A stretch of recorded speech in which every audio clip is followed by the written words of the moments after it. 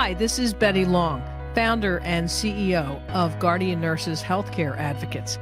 Welcome to Season 7 of the Lighting Your Way podcast, a season in which I continue to talk with my Guardian Nurses colleagues and hear from them about their day-to-day support of our patients and clients.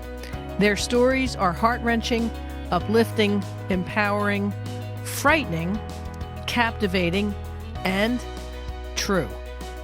Welcome to Season 7. This week, we talk with two of our nurses on our mobile care coordinator team, Jeneane Fitzmaurice and Heidi Davis, to hear about their unique roles supporting the 14,000 members of the Teamsters Health and Welfare Fund of Philadelphia and vicinity. Our healthcare system is not user-friendly, but Jeneane and Heidi make the system work for their patients, and as you'll hear, make quite a difference both financially and clinically. Take a listen.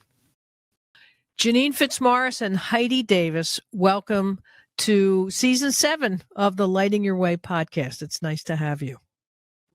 Thank you, Betty. Nice to be here. Thank you. Yeah, it's great. It's my it's exciting to have double dipping with two nurses on the same team. The topic of this podcast is really the nuances really of taking care of a population like yours, and we'll get to that in a little bit. The unique challenges that you have to help them and support them on their healthcare journey. So Jeneane and Heidi, you are our mobile care coordinator team on the Teamsters, affectionately called the Truckers, but it's officially the Teamsters Health and Welfare Fund of Philadelphia and vicinity. So Jeneane, being the OG on the team, why don't you explain a little bit about that fund?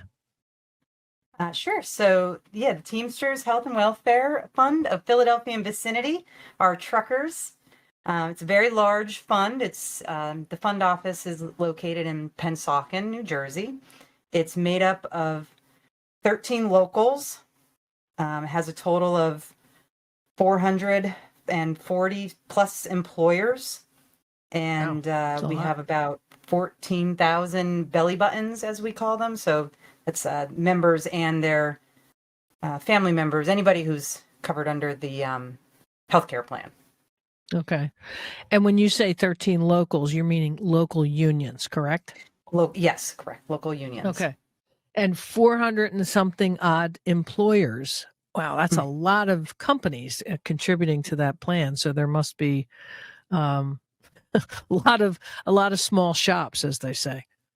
Yeah, we have a lot. Predominantly truck drivers, but then we also have construction workers, forklift operators. We got guys working down in the shipyards, unloading the boats, unloading cars when they come over.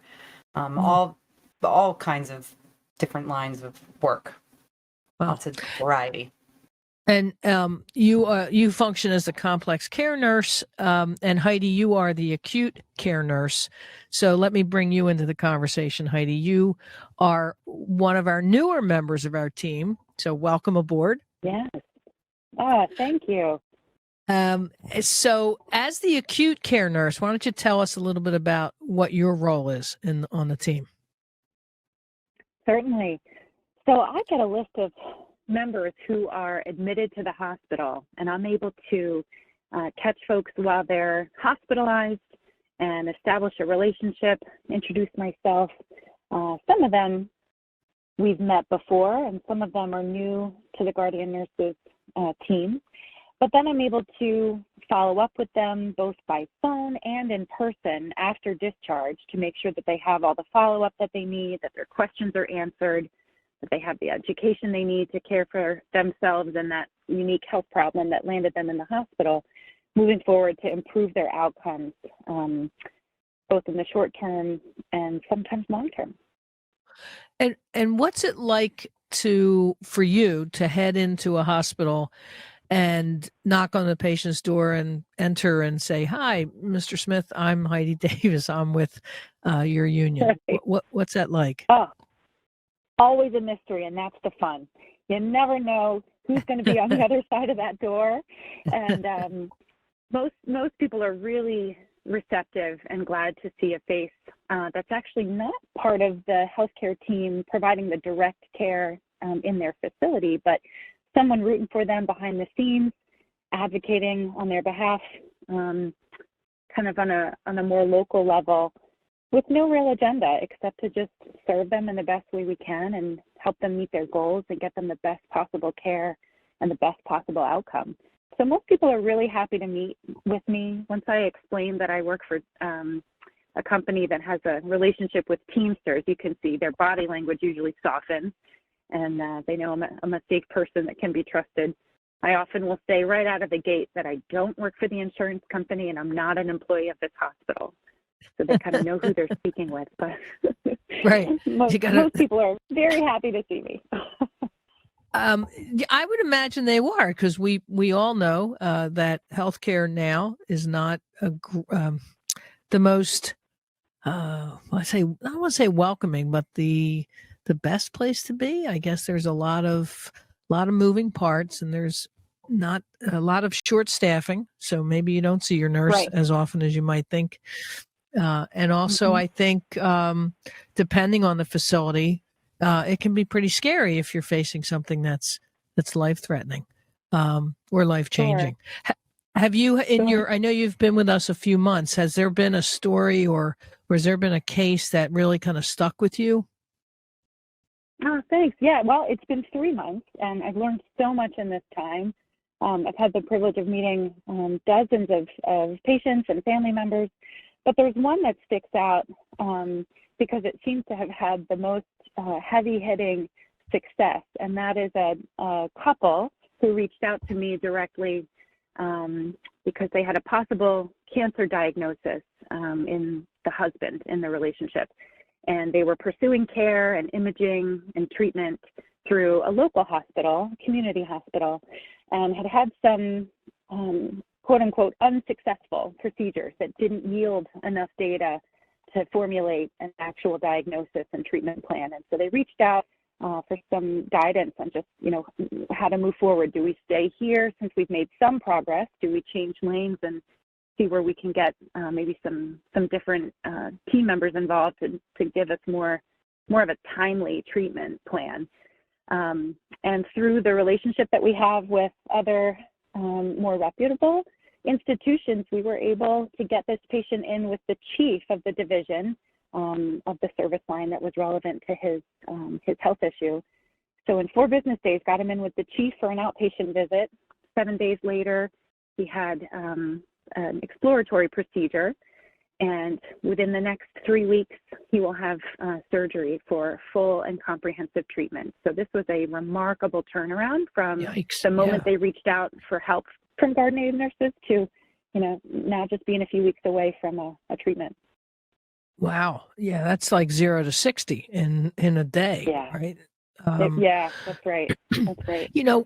I can't tell you how many times I've talked to our colleagues on the team and talked to patients about the value of getting a second opinion. And this is yet another indication of that. I think the statistics are that it's when you get a second opinion, the treatment plan changes in at least 25% of the times. And if I'm the patient wanting to get a second opinion, I'll take that.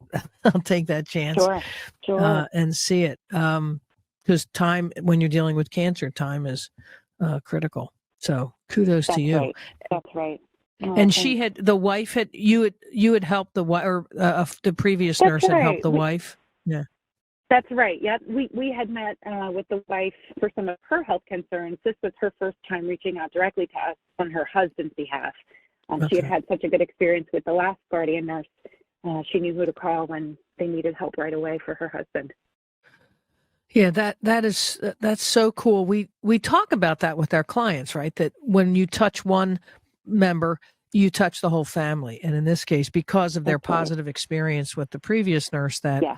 they remembered, right? And when you need help, I remember when many years ago when I was one of the MCCs, and a gentleman reached out to me, and I said, "So how did you hear about us?" He's like, I think it was no, it was his wife. I apologize. It was his wife who reached out, and I said, "How did you hear about it?" She said, "Well, my husband was at the union meeting, and he never tells me anything about the union meeting, but he came home that night and handed me your card."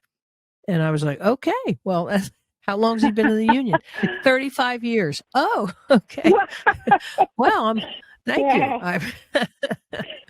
And it paid off, Great. as she said. It paid off. Yep.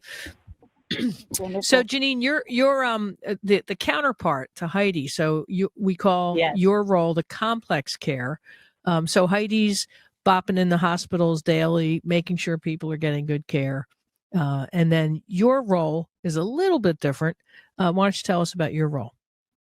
Well, sure. So as the complex care nurse, I have a little bit of a longer relationship with the patients. I'm in for the long haul, no pun intended. How long did it take for you to figure out that joke? So typically, if Heidi identifies a member that has some more chronic needs, cardiac or diabetic, respiratory, we'll either transfer them to me, or sometimes I engage with them off of lab reports. But I work with the members more. I work with them with more guidance, continued support with their healthcare needs, finding them the appropriate specialists, making sure all those follow-up appointments are scheduled and taken care of, any testing, helping them with medication issues, kind of understanding their meds, how it relates to their diagnoses, and also just kind of helping them to become more independent with their healthcare and help them learn how to navigate through the system. I do a lot of education with them. I do a lot of just helping them get set up and teaching them how to use those patient portals, the MyCharts, so that they can, send quick messages to their doctors or schedule those follow-up appointments without having to sit on the phone because, they're driving or working, so they don't have the time to do that. So just helping them that way.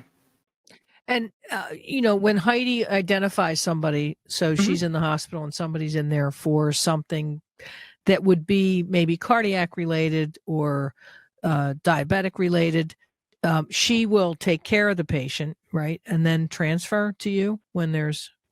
Yes, she will. So initially, she will start talking to them about me and my role and what I do. And if they, need that continued support and want to work with me, then we can do, we might meet the member at their home and do a one-on-one transfer, like a warm transfer of the patient. Okay. She might say to them, hey, this nurse is going to call you. And when she's done with their acute needs, they'll transfer over to me and I'll make that call to them. And you take it from there. Betty, we discovered a pretty perfect analogy on a team call a few weeks ago. On swim team in high school, Jeneane was the long distance swimmer and I was the diver. That pretty much wraps up what we do. She was the long go in the distance with patients, and I was short burst, pretty spectacular, but not into the long term. That's more Jeneane's territory. Oh, that's great. Okay. The diver and the that's going to be the title of your book. So Jeneane, you work with a lot of diabetics in your work, obviously cardiac patients, pulmonary patients, but since diabetes is the pretty prevalent disease, complex disease, I know that you have had some great success with some of your patients, and you shared one of those stories with me recently. Could you share that now? Sure. So just recently I had a diabetic patient who actually I had tried multiple times in the past to engage with, and he just wasn't ready at that time, which is okay. But he now was ready to start working with me. And so when I have, a patient who's accepted a diagnosis and is ready to move forward with treatment, I got to strike while the iron's hot. So we started working with, he needed some of his medications renewed, and he was interested in getting the Dexcom G7, which I was more than happy to assist him with that. So started making calls to his doctor's office. And the one morning, just nobody was answering the phone in the doctor's office. So I was meeting another member for a doctor's appointment. And when that appointment was done, I made the decision to drive to this other patient's doctor's office. So I showed up and said to the people, behind the desk, like, hey, my name's Jeneane. I'm here on behalf of this patient. I want to get a message back to his doctor. I have some things I need taken care of. So we were able to get that message back to his provider.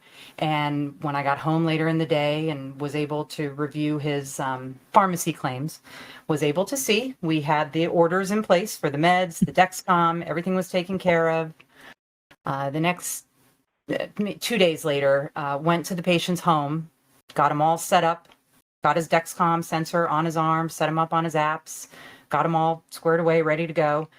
Did a lot of education with them that day. And then, we went about our business. And 10 days later, when his sensor was due to be changed, he was a little nervous about it, a little apprehensive, was kind of scared to do it the first time. So being as these guys are truck drivers, delivery drivers, they're on the road, I got to meet them where they're at. So on the road I go, and I drove out. He was making a delivery that day. So I met him where he was working, pulled my creamsicle up to his delivery truck, and right outside the loading dock, we stood next to his truck, and, I did the sensor change for him, taught him how to do it. And, from then on, from 10 days later, when he was due again, I was just able to kind of talk him through it over the phone. And now he is just completely independent, doing things on his own. That's great. Great story. Did you have a white hat on? Yeah. Did you have a white hat on when you drove up? No. My sunglasses all hit. No. Jeneane, you mentioned a Dexcom machine and a sensor. Can you explain for our listeners what that is, the non-clinical listeners on the podcast? Sure. So the Dexcom is a continuous glucose monitor, or CGM. A lot of people may be familiar also with like a Freestyle Libre, same thing. And it just continuously reads your glucose, so you don't have to do a finger stick 4, 5, 6 times a day. So it's just, you could just pop open your phone or look at the receiver for the Dexcom and just see what your blood sugar is at. And then the sensor part of it is the piece that is worn typically on the back of the arm. Some people might put it on their stomach, but usually it's on the back of the arm. So the sensor is what is reading the blood sugar, and that is the piece that needs to be changed every 10 days. Okay, thanks. So this gentleman had the need to, this was his first time changing the sensor. Yes. Yes, correct. And was he wearing it on his arm as well? He was wearing it on his arm. Okay, good thing, because then I see him pulling his shirt up during the loading dock issue. Yes. That's a whole different visual. Yep.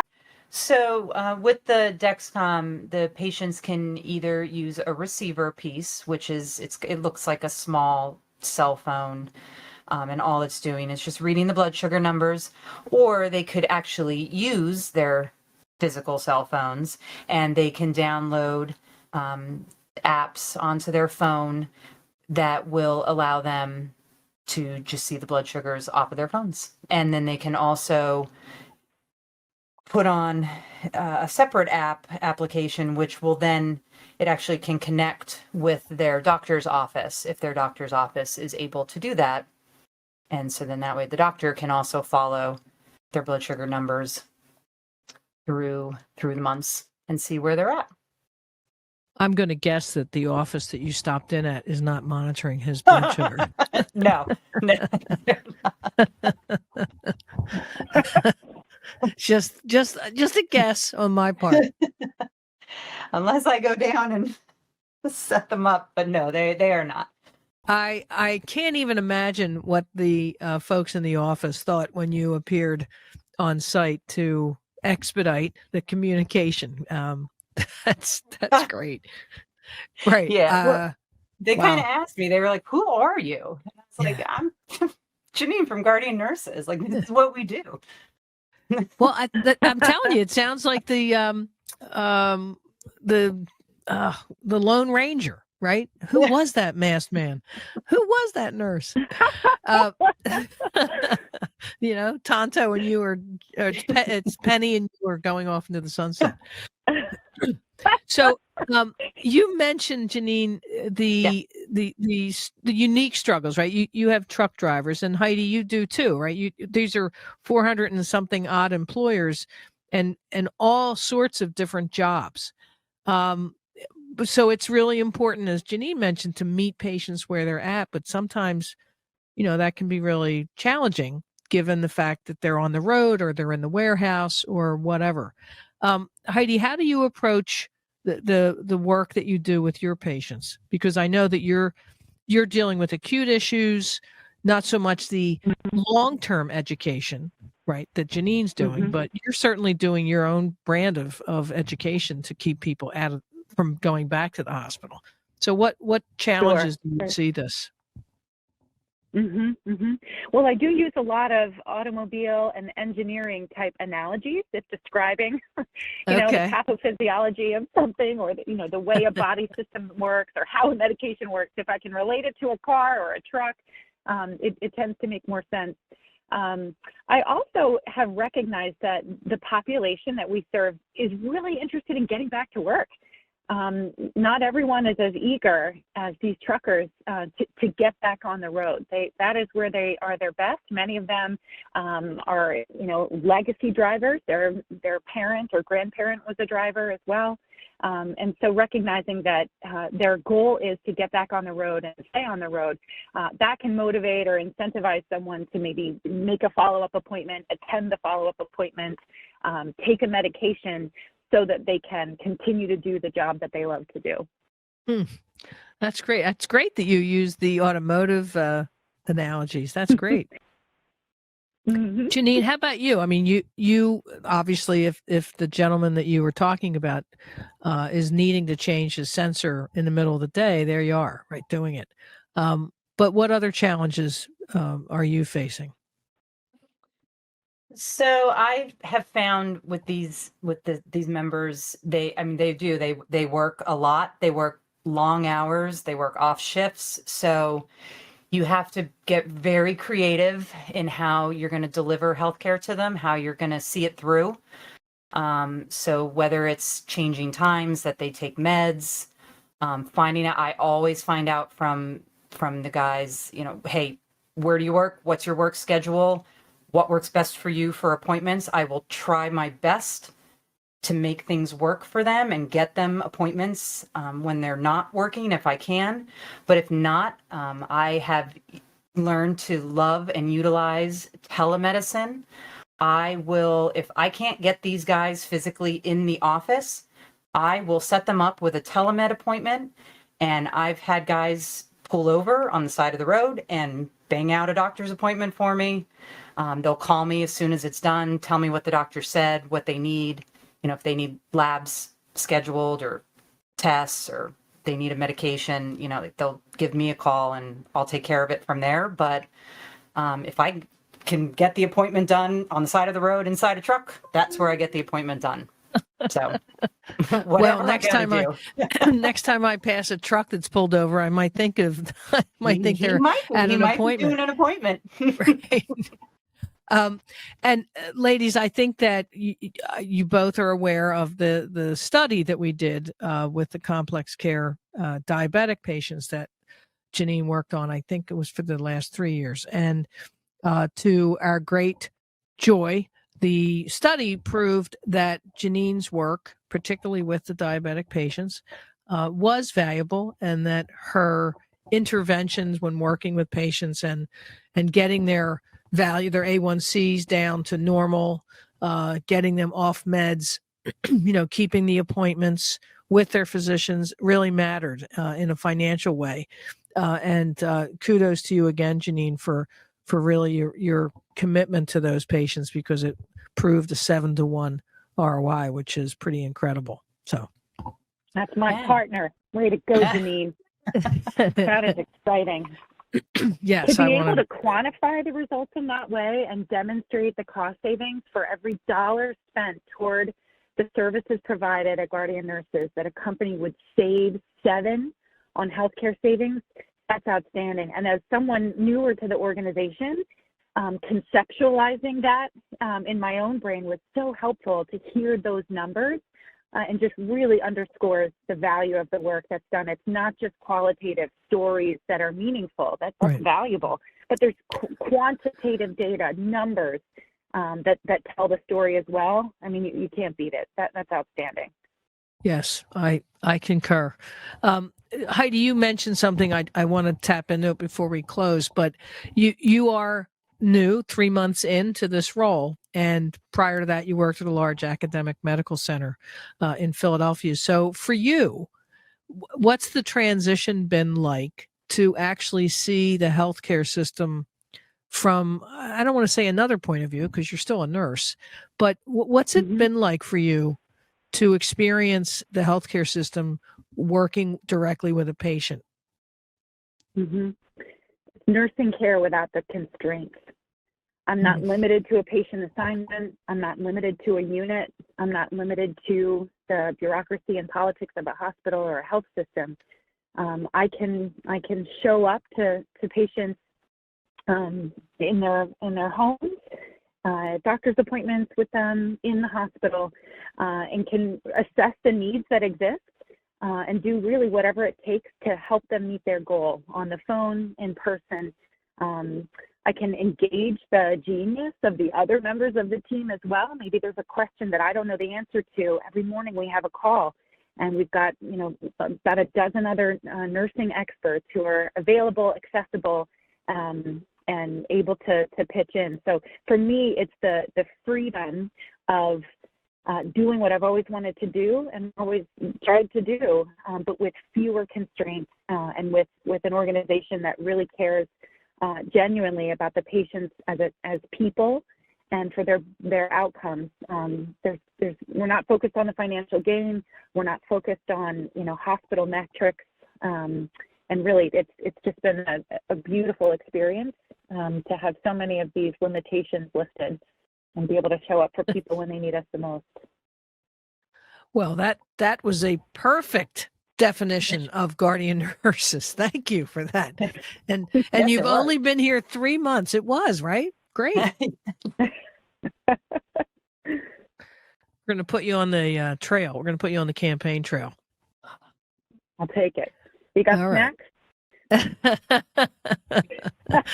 That's right. That's right. I know all the moms have snacks on the team. So, ladies, I want to thank you. There's so much more we could talk about, but I wanted to be mindful of the time. But to thank you both for the work that you're doing with our beloved Teamsters and those 14,000 belly buttons that Jeneane mentioned in the beginning. And I know that there'll be great stories in the future, and we'll have you back again. But thank you for joining me.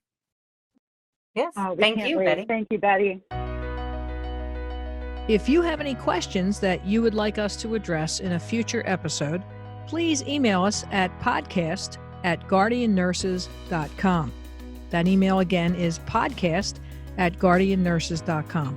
We would love to hear from you. Thank you for joining us this week. You can find the Lighting Your Way podcast on Apple Podcasts, YouTube, Spotify, and Stitcher. If you liked what you heard, tell a friend and leave us a review. You can learn all about Guardian Nurses Healthcare Advocates on our website, guardiannurses.com. So until next time, find some joy in your life, pet all the good doggies and kitties, and remember to tell your people that you love them. Take care.